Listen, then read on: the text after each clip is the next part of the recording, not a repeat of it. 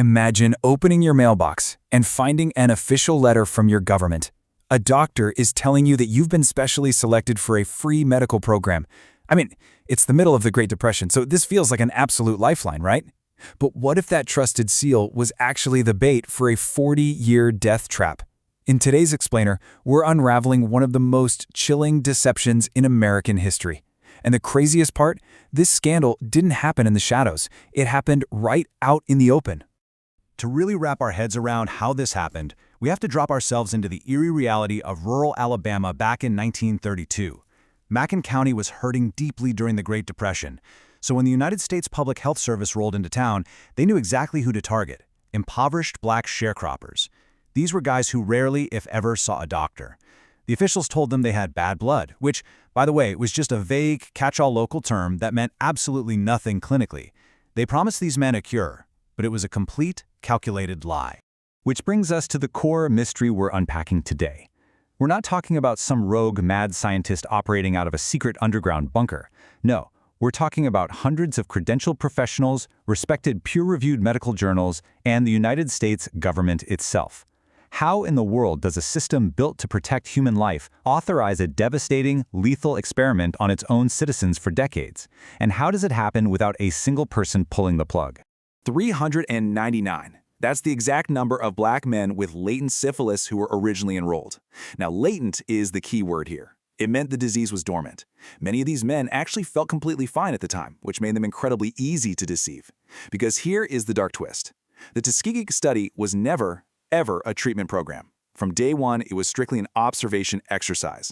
The goal was to literally just stand back, take notes, and watch what happens to a human body when syphilis is left to entirely destroy it. But how do you keep these men coming back year after year? Well, the administrators had to create a flawless illusion of care. Remember, times were desperate during the Depression, so the researchers dangled some incredibly powerful incentives. We're talking free hot meals on examination days, bottles of pink liquid medicine, which was literally just aspirin and mineral supplements, and one very specific promise: burial insurance to cover their funerals. On the surface, it looked like an incredible act of charity. But that so-called charity was hiding a deeply disturbing truth. That burial insurance? It wasn't a gift. It was a highly calculated transactional tool. You see, to study the final, devastating physical damage of the disease, the researchers needed to dissect these men after they died. So, that burial insurance was strictly conditional. It only paid out if the grieving families agreed to a full autopsy.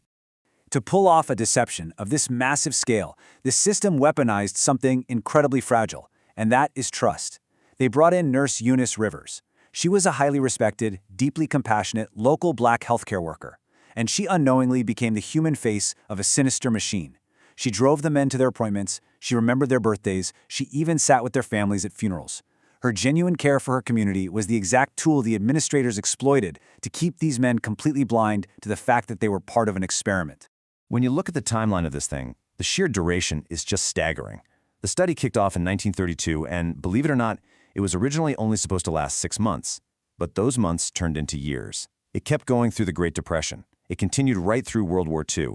It pushed past the widespread discovery of penicillin in the 1940s, and horrifyingly, it kept on rolling all the way into the era of color television in the 1970s. And this brings us to an absolutely crucial detail. This wasn't just a case of passive neglect where the government simply forgot about these men.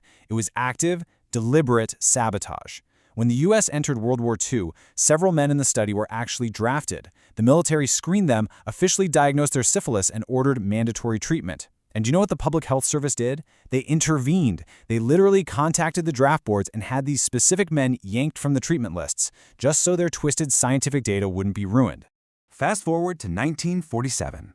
By this point, penicillin isn't just a new discovery. It has become the widely available, highly effective standard cure for syphilis. A simple, cheap course of injections could stop the disease dead in its tracks. The doctors running the Tuskegee study were tracking this medical miracle. They knew exactly what penicillin could do, and yet they made the cold, bureaucratic decision to actively withhold it from the 399 men. Actually curing their patients had simply become professionally inconvenient. And this brilliantly illustrates the ultimate, sickening, historical irony of this entire story. In that exact same year, 1947, American prosecutors were over in Germany at the Nuremberg trials. They were actively prosecuting Nazi doctors for horrific, non-consensual medical experiments. Out of those very trials came the Nuremberg Code, which cemented the absolute global necessity of informed consent. So the United States was out there championing medical ethics on the world stage while simultaneously running a massive, non-consensual, deceptive medical experiment right in its own backyard. 40 years. That is how long the machinery of deception kept turning. And guys, this wasn't some heavily guarded, top-secret file. For 4 decades, researchers proudly and periodically published their findings in respected, peer-reviewed medical journals. The larger medical community was reading these papers, knowing full well this was an ongoing study of untreated citizens during an age where a widespread cure existed. And yet for decades, not a single person stepped in to shut it down. Finally, in 1969, an internal CDC review panel met to discuss the ethics of the study. You'd think this would be the moment it all stopped, right?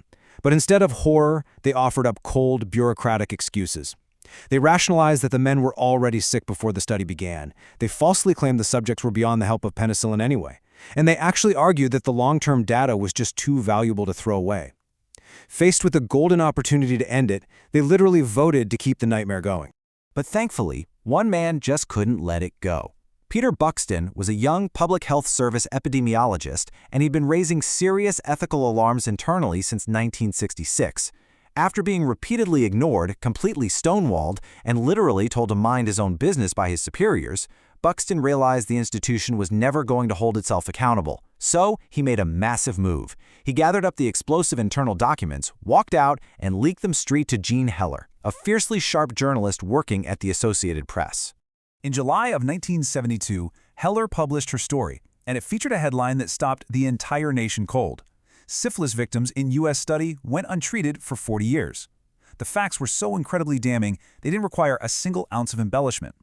Almost overnight, that impenetrable wall of institutional silence just shattered. It sparked immediate, white-hot national outrage and triggered emergency congressional hearings, which finally forced the study to terminate. But pulling the plug in 1972 could not undo the irreversible human toll. The blast radius of this deception was just catastrophic. Let's look at the numbers. 128 men died either directly from syphilis or its related complications.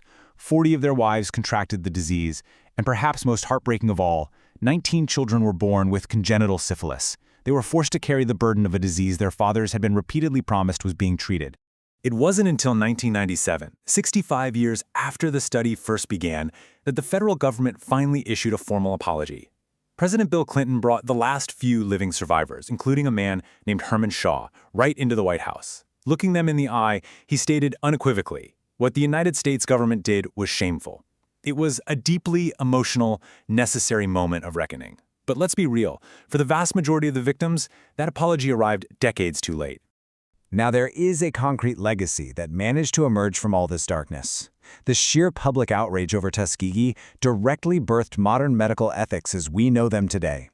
It led to the Belmont Report and the creation of institutional review boards, or IRBs.